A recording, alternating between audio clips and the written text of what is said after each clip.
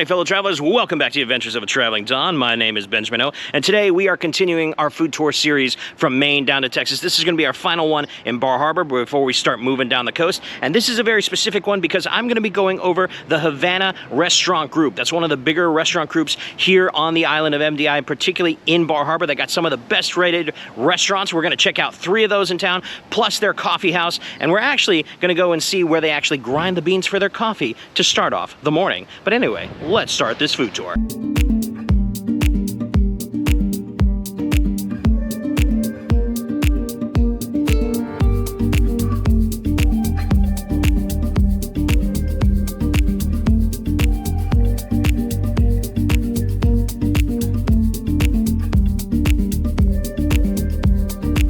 Okay, so to start off this tour, we're actually coming back here into kind of literally the back alleys of Bar Harbor to a warehouse where they do the coffee. It's Michael Boland actually owns the Acadia Coffee company, and they do have a brand new store that they opened up in Hulls Cove. That's been closed for the season, but it'll open up next year. But this coffee is used for basically chocolate, which we'll go to in a minute, and of course any coffee that you get at Havana's, Porcelli's, or LeBrun, or I think even Capita as well.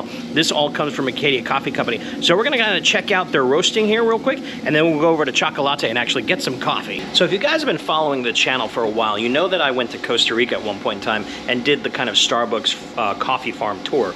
And that's where I kind of learned first and foremost that coffee is originally a fruit.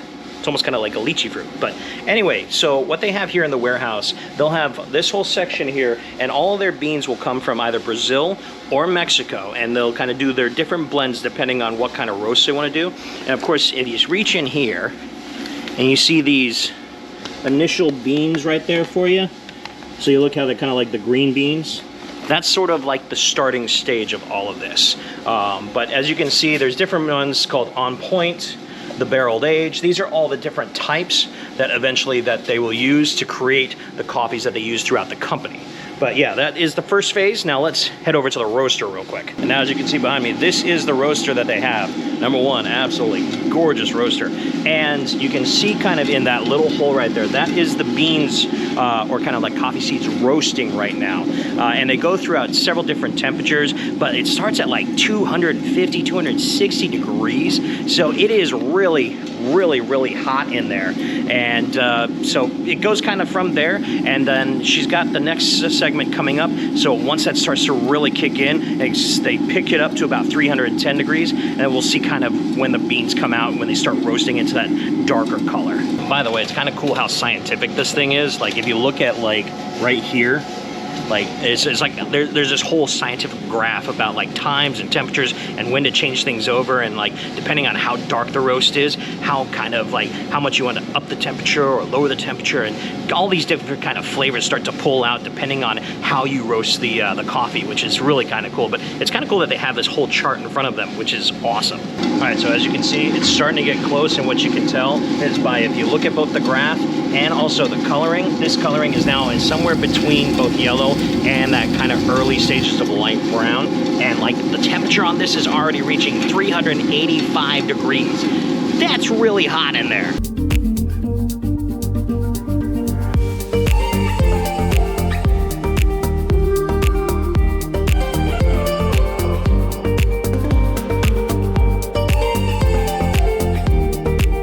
Alright, so as you can see, it is now dropped out from the roaster itself. It's just kind of sifting and letting it cool down for a little while.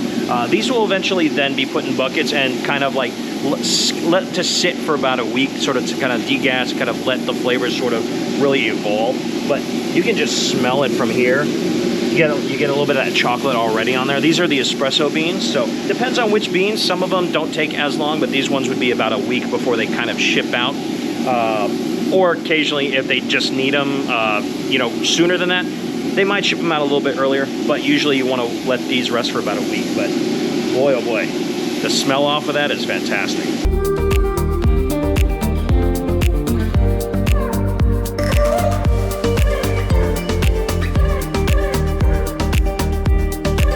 All right, so that is the whole roasting process that they do here at Acadia Coffee Company. And if you want, you can actually go on their website and actually get some delivered to you anywhere in the U.S. They'll ship that out for you. Or if you don't want to come all the way to the Bar Harbor, or if you can't come all the way to Bar Harbor, to come and get some great coffee. Now, let's go to Chocolat and actually try it out.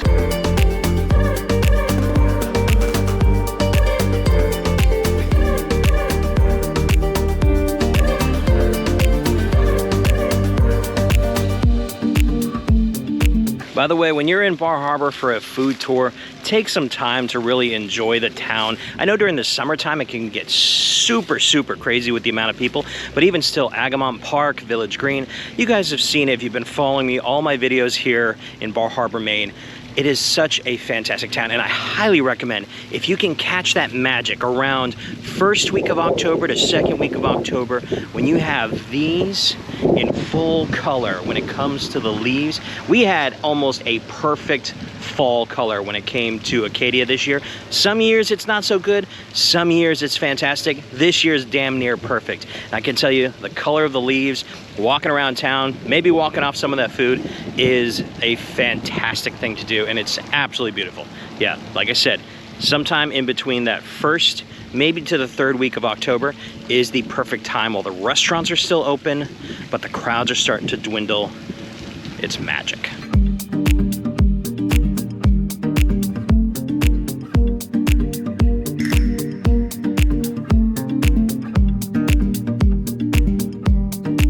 So this is Chocolat, and this was founded in 2012, and it's a cute little cafe. It's probably one of the busiest coffee shops in Bar Harbor. Like, sometimes I walk in here and there's a line out the door. They also have a lot of local art on the walls, so you want to check those out. You can actually go ahead and contact the artists and buy the local art if you do like it. And there's kind of like, there's a lot of other stuff around here that is very local. So, but anyway, we're gonna go ahead and of course try, first off, gotta try a little food, a little hazelnut chocolate croissant. Oh, now look at the amount of chocolate inside there. That is fantastic. Yeah, they make all the pastries either in-house or just like off-site. And then of course, got myself a cappuccino this time. Usually I get an Americano, but for you guys, I wanted to see the art and showcase the art that they do. The girls here are really good when it comes to just doing that. I could never figure out how to do that. But anyway, let's try this cappuccino. Oh, that's good. Very nice coffee. But yeah, definitely when you're in Bar Harbor, if you're looking for some coffee, come to Chocolat. It's the coffee that you just saw us roast here. One of the best coffee shops in town.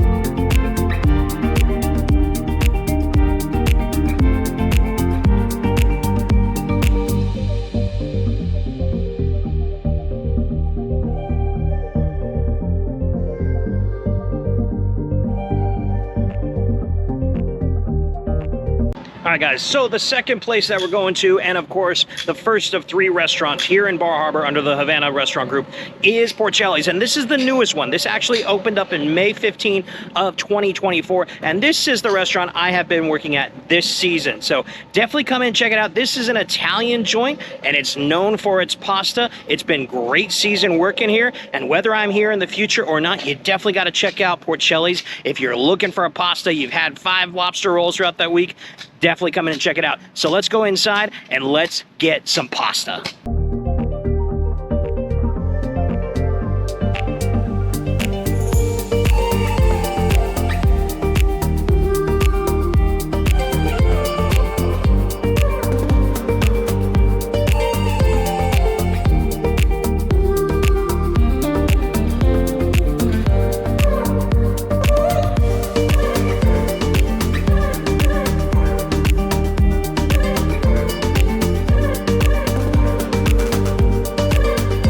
Okay, so it is pasta time. So I had Chef Steve today on the line, and I can tell you right now, this pasta is some of the best I've had outside of Italy. Now I'm gonna be showcasing 2 dishes. Of course, the bolognese is gonna be our pasta, and then the focaccia with the Tuscan white bean spread.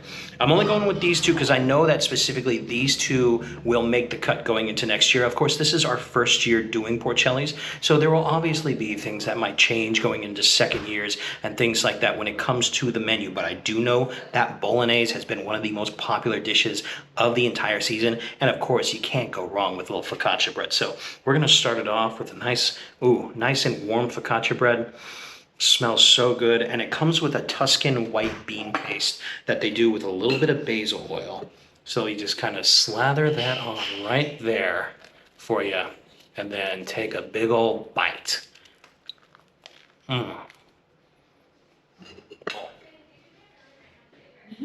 So good.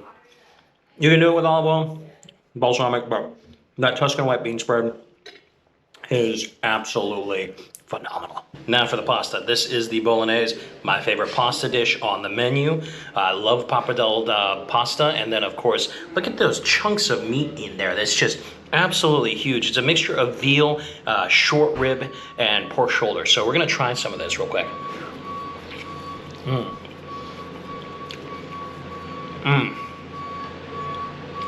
That pasta is perfect. The meat, the sauce. That's why I've loved working here this year. It was literally after work, I'm getting pasta almost every night. Occasionally I'll switch it up, but pasta and fresh pasta that is made, they make that all in-house. So you go back there and you get fresh pasta, they cook it up, and it's just right there, and they do it properly. They pour a little pasta water into the sauce to make it properly the way that you really should do a proper Italian pasta wherever you are. Oh yeah, that is fantastic. All right guys, now that we've carved up on the pasta, let's head over to LeBrun and get a little French food.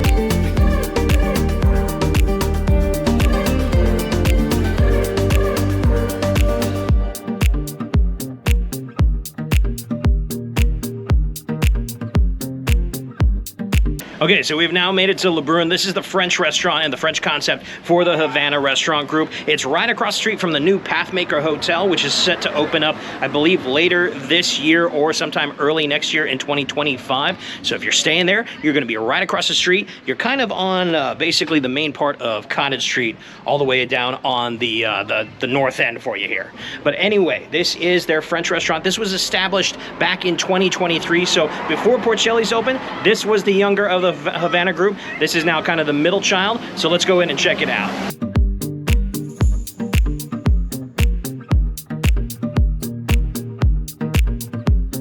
So the first thing that you're gonna notice is the kind of modern and chic vibe of this place. You know, we were just at Porcelli's, and that was kind of in what was used to be a former house, hostel, B&B.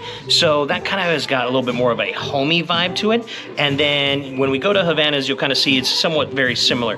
Here, this is kind of brand new, almost straight off the factory. Absolutely beautiful, beautiful restaurant. I love the bar. They started this year doing late night, so I think that's gonna carry over on into future seasons, where they'll be open for food and drinks till about midnight. So yeah, you might think that's not super late. Come on, I'm from New York or LA, things like that. Well, here in the state of Maine, they have to stop serving alcohol at 1 a.m. pretty much statewide. So a place that's open in Bar Harbor that has food till 12 o'clock during the summertime, that's very, very important. But anyway, let's get some French food, shall we?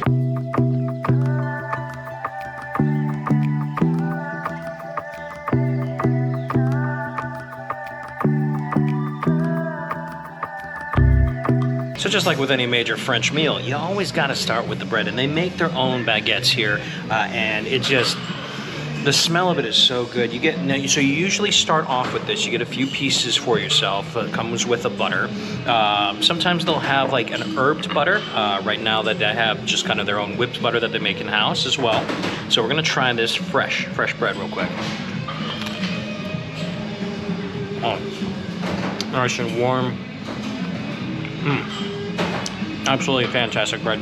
The bread to start the meal off is always kind of very, very key for me when I'm at an Italian place or even at a French spot. It's just, oh, so good.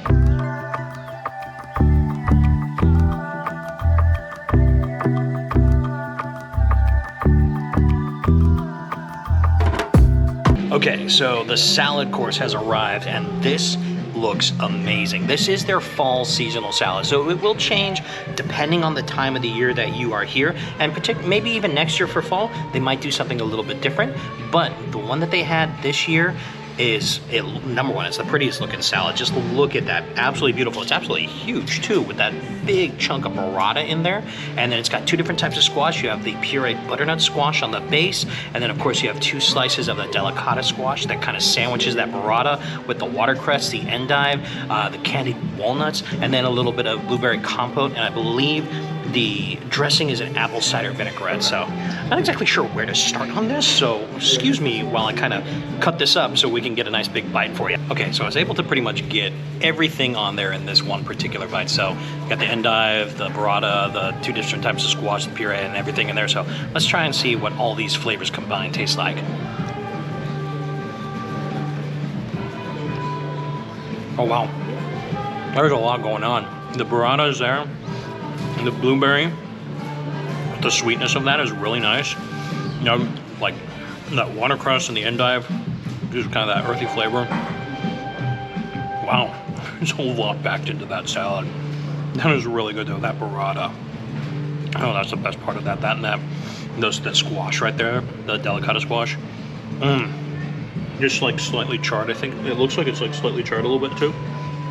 Oh, that's fantastic.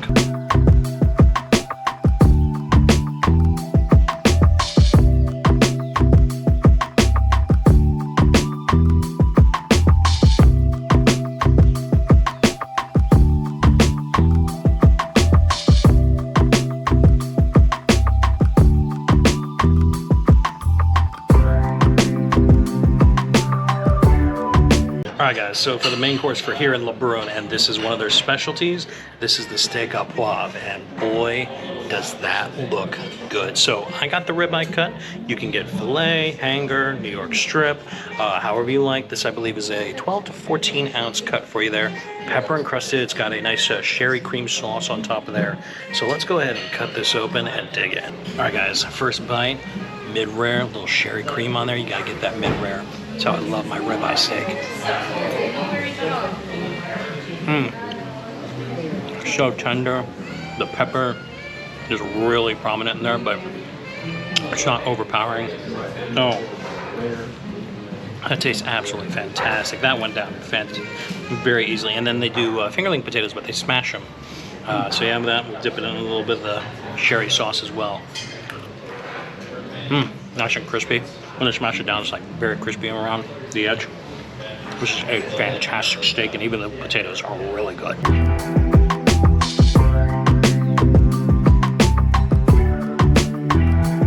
All right, so that was LeBrun, and now we're gonna go right across the street from where we were earlier at Porcelli's, straight to Peria and Havana.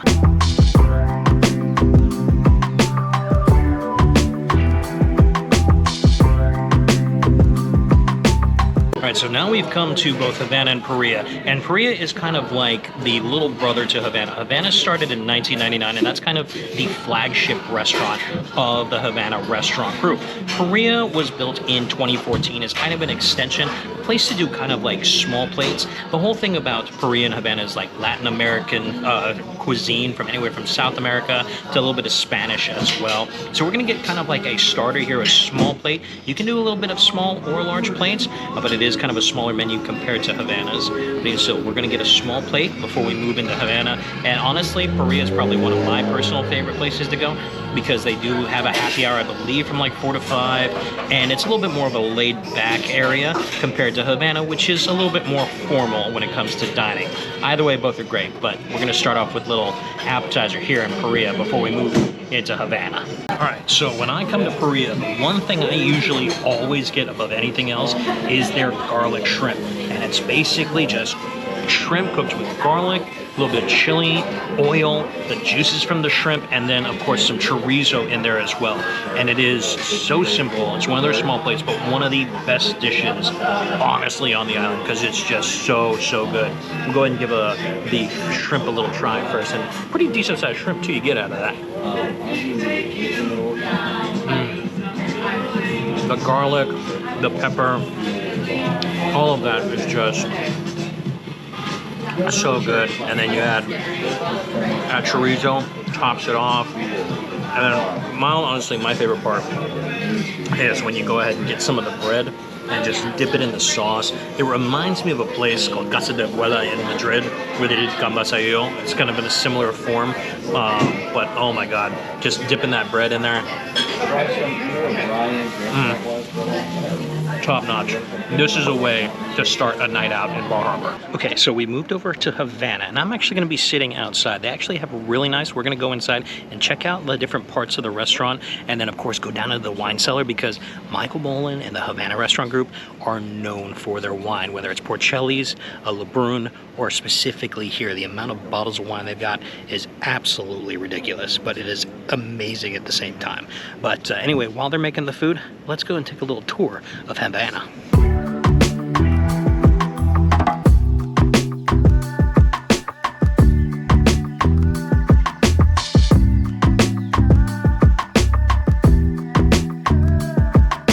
Okay, so as you saw, beautiful restaurant. It's multiple rooms, kind of like divided into different sections. And then this, of course, is their wine cave. Now, this is not all of their wine. They have a fridge downstairs that has, of course, the white wines. There's more storage upstairs. So they have, I think it's like, God, it's got to be over $1,000 different types of bottles of wine in throughout the entire cellar and all that stuff. And you think like LeBrun's got several hundred. Over at Porcelli's, we had a couple hundred as well. So you've got so much wine and different types from all over the world. It's like you got, what do we got here?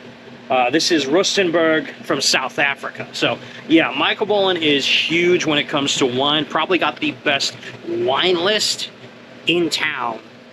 If maybe not me. I don't know about some of the higher end restaurants near like Portland and stuff, but definitely as far as I've seen, definitely one of the bigger wine lists I've ever seen. But yeah, this is just being in here is amazing and kind of scary because there's some of these bottles that on the menu cost, you know, a few $100 if not $1,000. So I'm going to get out of here before I break something.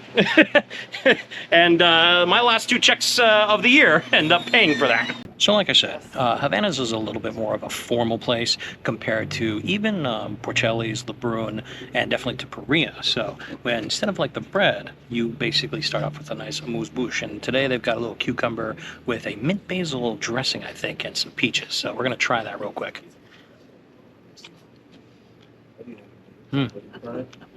That's a nice starter right there. Just get palate going. I mean, I've already got my palate going many times a day, but still. That's fantastic. Okay, so we're going straight into the main meal. And of course, you got a Latin American food. Paella is the way you want to go. So I haven't had a good paella since the last time I was in Spain, which was in 2019. So, smells good. I'm looking forward to it. So let's go ahead and dig in. It's got scallops, it's got mussels, it's got shrimp, it's got chorizo, and of course, the rice as well. So we'll just get a nice bite out of that. Ooh, nice and steamy.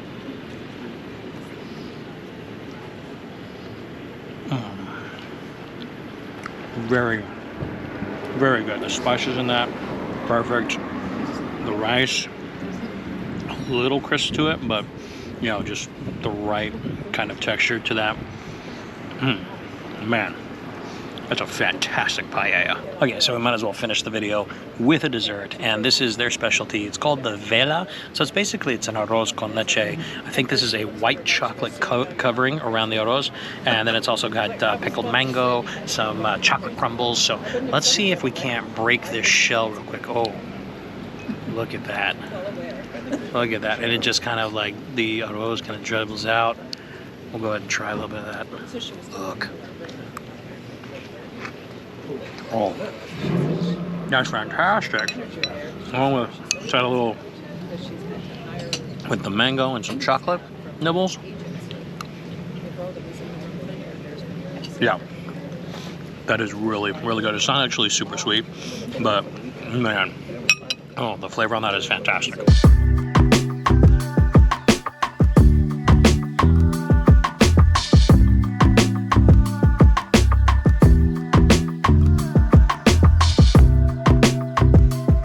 Okay guys, so that is going to be the end of the Havana Restaurant Group food tour here in Bar Harbor. I hope you guys enjoyed that. If you have any questions, leave them down in the comments below. It has been a fantastic summer up here. The food from all of these restaurants is absolutely amazing, from Latin American to French to Italian, and of course a great coffee and the pastries at Chocolat. These are places to go to in Bar Harbor when you've had, you know, a couple of lobster rolls, or you've had your lobster dinner and you're kind of like tired of the whole Northeast fare.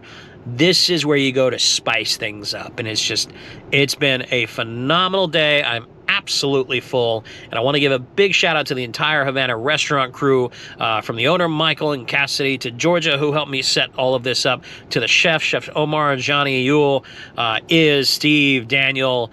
You guys did fantastic with the food, and of course my Porcelli's crew throughout the season. You guys have been amazing.